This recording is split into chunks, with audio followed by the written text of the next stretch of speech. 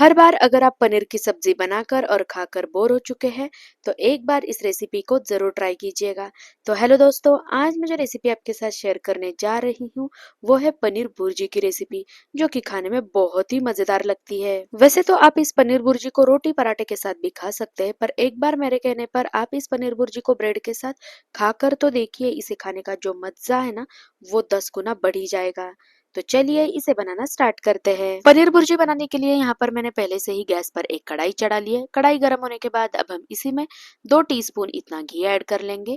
घी add करने के बाद अब हम इसी में जितना हमने घी इसमें ऐड किया है ना, ठीक उतना ही यहाँ पर अब हम इसी में ऑयल ऐड कर लेंगे। ऑयल की जगह आप बटर का भी इस्तेमाल कर सकते हैं। तो कढ़ाई से धुआं आ रहा है, इसी से आपको पता चल रहा होगा कि ऑयल काफी गर्म हो चुका है। तो इसी में अब हम 1 टीस्पून इतना जीरा ऐड कर लेंगे। जीरा डालते ही चटकने लगी है, तो इसी में अब हम 1 बॉल एकदम बारीक चॉप किया हुआ प्याज भी ऐड कर लेंगे। अब गैस को मीडियम टू लो फ्लेम पर रखते हुए प्याज को 3 से 4 मिनट के लिए भून लेना है। जितनी बढ़िया तरीके से आप प्याज को भूनेंगे ना, उतना बढ़िया ही पनीर भुर्जी बनकर तैयार होगा। थोड़ी देर बाद आप यहाँ पर देख सकते हैं जो प्याज की क्वांटिटी है वो पहले से काफी ज्यादा कम हो चुकी है।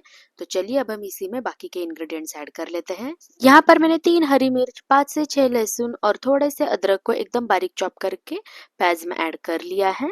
सारे इंग्रेडिएंट को प्याज में ऐड करने के बाद यहाँ पर हमें इन्हें 2 से 3 मिनट के लिए गैस को मीडियम टू लो फ्लेम पर रखते हुए इन्हें अच्छे से भून लेना है। 2 से 3 मिनट बाद आप यहाँ पर देख सकते हैं प्याज के साथ बाकी के सारे इंग्रेडिएंट अच्छे से भून चुके हैं। तो इसी स्टेज पर एकदम बारीक चॉप किया हुआ 1 बोल भरकर टमाटर अब हम प्याज में ऐड कर लेंगे और टमाटर को एक बार बाकी के सारे इंग्रेडिएंट के साथ अच्छे से मिला लेंगे। इसके बाद अब हम क्या करेंगे, इसी में स्वादानुसार नमक ऐड कर लेंगे और नमक को बाकी सारे इंग्रेडिएंट के साथ एक बार अच्छे से मिलाकर इसे ढककर गैस को लो फ्लेम पर रखते हुए इसे पकने देंगे। जब तक टमाटर पककर सॉफ्ट नहीं हो जाते तब तक हमें इसे पकने देना है। अब दूसरी साइड यहाँ पर मैंने गैस पर एक छोटी सी कढ़ाई चढ़ा ली है। तो इसी में यहाँ पर मैंने 1 से 1.5 टेबलस्पून इतना बेसन ऐड कर लिया है। यहाँ पर हमें बेसन को जब तक बेसन हल्का सा ब्राउन कलर का नहीं हो जाता तब तक यहाँ पर हमें बेसन को भूनना है। यहाँ पर मुझे बेसन को भूनते हुए काफी टाइम हो चुका है और बेसन का कलर आप यहाँ पर चेक कर सकते हैं, हल्का सा ब्राउन हो चुका है। तो यहाँ पर अब हम गैस को बंद कर देंगे और इस भुने हुए बेसन को एक बोल में निकाल लेंगे। भुने हुए बेसन को निकालने के बाद यहाँ पर मैंने फिर से इसी कढ़ाई को गैस पर चढ़ा लिया है। कढ़ाई गर्म होने के बाद अब हम इसी में 1 से 1.5 टेबलस्पून इतना ऑयल ऐड कर लेंगे। ऑयल काफी गर्म हो चुका है, तो यहाँ पर अब हम इसी में 1 टीस्पून इतना Kashmiri red chilli powder add कर लेंगे और इसे एक बार अच्छे से मिला लेंगे। यहाँ पर आप देख सकते हैं Kashmiri red chilli powder oil के साथ अच्छे से मिलकर उबलने लगा है। तो अब हम गैस को बंद कर देंगे। अब दूसरी साइड यहाँ पर मैंने एक कटोरी में 1/4 बोल इतनी दही ले ली है। तो इसी में यहाँ पर अब हम एक एक करके सारे मसाले ऐड कर लेंगे।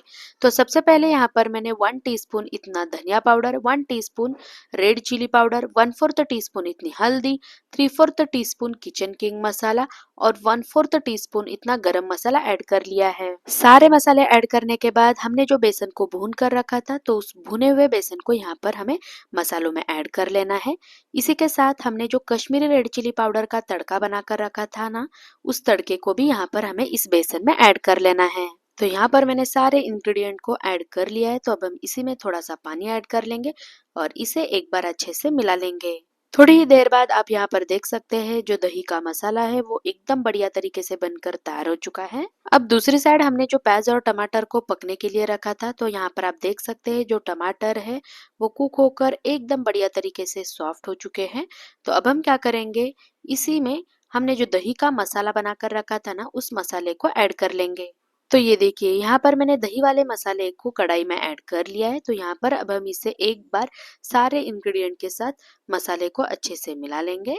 इसे अच्छे से मिक्स करने के बाद अब हम इसी में 2 टेबलस्पून इतना पानी ऐड करते हुए फिर से इसे अच्छे से मिक्स करके इसे ढक कर 2 से 3 मिनट के लिए पकने के लिए रख देंगे। मसाले को पकाते हुए यहाँ पर 2 से 3 मिनट हो चुके हैं। तो चलिए इसे एक बार खुलकर चेक कर लेते हैं। तो ये देखिए मसाले से जो ऑयल है वो रिलीज होना स्टार्ट हो चुका है। इसी से आपको पता चलेगा कि जो मसाला है वो एकदम ही बढ़िया तरीके से पक चुका है। तो यहाँ पर अब हम इसे एक बार अच्छे से इस तरीके से मिला लेंगे। भुर्जी का जो मसाला है वो तो बनकर तैयार हो चुका है। तो चलिए अब हम इसमें पनीर ऐड कर लेते हैं। तो यहाँ पर मैंने 250 ग्राम पनीर को ग्रेट करके यहाँ पर ले लिया है। इस पनीर को मैंने घर पर ही बनाया था, आप यहाँ पर देख सकते हैं। तो अब हम क्या करेंगे, इस ग्रेट किए हुए पनीर को इस मसाले में ऐड कर लेंगे। तो यहाँ पर हमें इस सारे ग्रेट किए हुए पनीर को मसाले में ऐड कर लेना है और इस ग्रेट किए हुए पनीर को मसाले के साथ एक बार अच्छे से मिला लेंगे। तो ये देखिए, यहाँ पर आप देख सकते हैं पनीर और मसाला अच्छे से मिक्स हो चुका है। तो अब हम इसी में हाफ गिलास इतना गर्म पानी और स्वाद अनुसार नमक ऐड करते हुए एक बार इसे अच्छे से मिला लेंगे और इसे अच्छे से मिक्स करने के बाद अब हम इसे ढक कर 2 से 3 मिनट के लिए इसे पकने देंगे। यहाँ पर मुझे इस पनीर भुर्जी को पकाते हुए 2 से 3 मिनट हो चुके हैं। तो चलिए अब हम इसे खोलकर एक बार चेक कर लेते हैं। तो ये देखिए, यहाँ पर हमारी जो पनीर भुर्जी है ना, वो एकदम ही बढ़िया तरीके से कुक हो चुकी है। अब हम इसके ऊपर थोड़ा सा धनिया स्प्रिंकल कर लेंगे और ये देखिए, फाइनली यहाँ पर हमारी जो पनीर भुर्जी है ना, वो सर्व करने के लिए तैयार हो चुकी है। तो लग रही है ना एकदम मजेदार, सिर्फ दिखने में ही नहीं, खाने में भी एकदम ही मजेदार सी लगती है।